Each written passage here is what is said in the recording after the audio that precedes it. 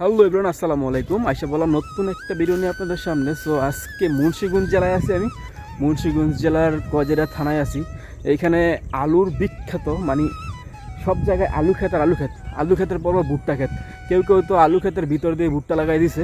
তো টমেটো আছে, ভুট্টা আছে, বিভিন্ন ধরনের গাছপালা এখানে লাগানো হয়েছে। তো সব আপনারা দেখাবো। তো চলুন ভিডিওটা শুরু করা যাক।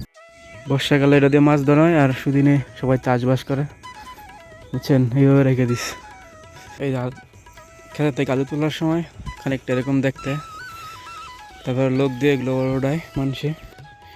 এই যে দেখতেছেন আলুগুলো ওড়ানোর পরে সাথে সাথে আবার এখানে ভুট্টা লাগানো হইতাছে, কারণ আলুর পরপরই ভুট্টা লাগানো হয়। ভুট্টা লাগানো শেষ হইব, ভুট্টার ওড়ানো শেষ হইবার সাথে সাথে আবার এইখানে এই ধান লাগানো শুরু হয়ে যায়। এই মুন্সিগঞ্জে মানে তিনটা একসাথে ফসল করা হয়, বছরে তিনবার ফসল করা হয়। আর এই যে দেখতেছেন ক্ষেতের ভিতরে পাইকার হয়েছে টমেটো। এখানে অসংখ্য ক্ষেত আছে, টমেটো ক্ষেত। ক্ষেতের ভিতরে সুন্দর সুন্দর পাইকার থাকে, রাস্তাতে হাঁটতে গেলেই দেখা যায় অসাধারণ দৃশ্যগুলো। গ্রাম বাংলার এই অসাধারণ দৃশ্য দেখতে হইলে আপনার গ্রামে আসতে হইব।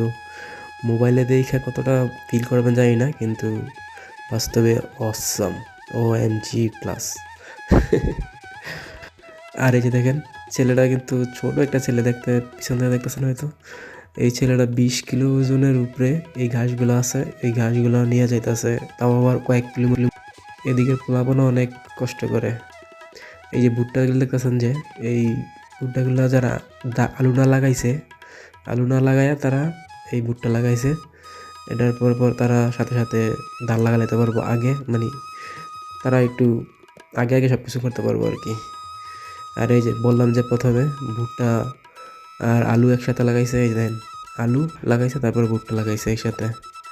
ঠিক আছে, এই হইতেছে ভিডিও আজকের। আল্লাহ হাফিজ।